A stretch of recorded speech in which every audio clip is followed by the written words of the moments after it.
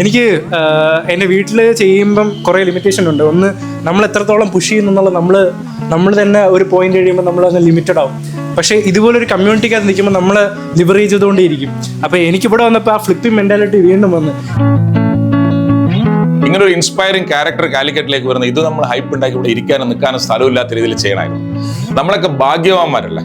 We are all lucky to have both legs and hands. In spite of it, നമുക്കൊരു അതുകൊണ്ട് ഇങ്ങനെ safe guard ചെയ്ത് നിൽക്കണം. That's a time is saying ഇത്ര 18 surgeries എന്നൊക്കെ പറഞ്ഞു. Hats off to you. എന്തായാലും you can actually change generations. 54 വയസ്സായി. അപ്പൊ ആ നിലയ്ക്ക് പുള്ളി അവിടെ നിൽക്കുമ്പോൾ എനിക്കത് പറയാനുള്ള അർഹതയൊന്നും ഇല്ല. അപ്പോ പുള്ളിയുടെ ബോഡിയെ കാണുമ്പോൾ എനിക്കും അങ്ങനെ ആവണം എന്നൊക്കെ ഉണ്ട്. ഞാൻ വളരെ സ്കെൽറ്റ് ആയിട്ടുള്ള ഒരാളായിരുന്നു. നിനക്കെന്ത് എന്തെങ്കിലും ഇമ്പ്രൂവ്മെന്റ് ഉണ്ട്? എന്നിട്ട് എനിക്ക് മോട്ടിവേഷൻ കിട്ടിയിട്ടാണ് എനിക്ക് രണ്ടാമത് വരാൻ. അപ്പം ഇന്ന് ഞാൻ വന്നപ്പോൾ എനിക്ക് ഒരുപാട് മോട്ടിവേഷൻ കിട്ടി.